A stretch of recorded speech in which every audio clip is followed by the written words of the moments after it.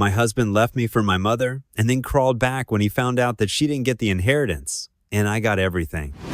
Hi, I'm currently in deep shit because of my crazy mother and my equally stupid future ex-husband, who teamed up to completely destroy my peace of mind for their greed. I would love to talk about this with friends, but it's too personal and too humiliating crap to discuss with anyone in real life. And trust me, you'll understand why I say that when you hear what I've been through. I practically have no family, so there's no one to talk to. That's why I'm here, just to vent, and also to make sure I'm not some kind of monster like they're trying to portray me.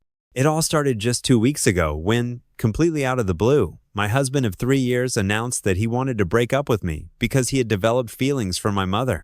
Let's call this scumbag Kevin. Yes, you heard that right, and no, it's not a joke. Believe me, I was in the same shock as you are now, only with so much disgust when he laid it on me. He said they'd been having an affair for 3 months. I didn't notice anything because I was busy with work, and he was acting completely normal. There was nothing suspicious. For context, my mother is only 20 years older than me. I'm 27 now. She's 47. She had me when she was still in college. My father left her the same day she told him she was pregnant, but she just needed an excuse to drop out of college back then, so she decided to keep the baby and told her mother, my grandmother, that she wanted to be a single mother. My grandparents were wealthy enough to allow her that, although they were against her decision to drop out. They tried to persuade her to go back to college after I was born, but she refused. My mother tried a bunch of professions before finally settling on interior decorating.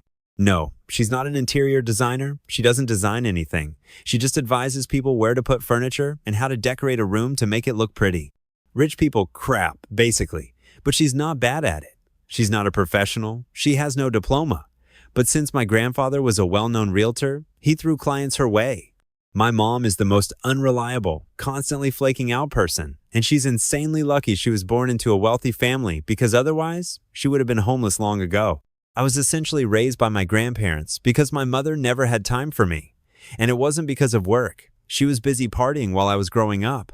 I even seriously thought as a child that my grandparents were my real parents, and my mother was just an older sister or something.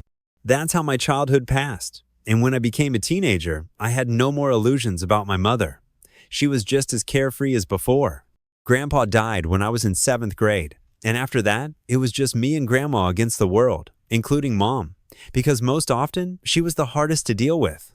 If you've ever had to explain to your mother, as a 15-year-old schoolgirl, why she shouldn't fly to Iceland with a man she met on Tinder 2 days ago, then you'll understand what my teenage years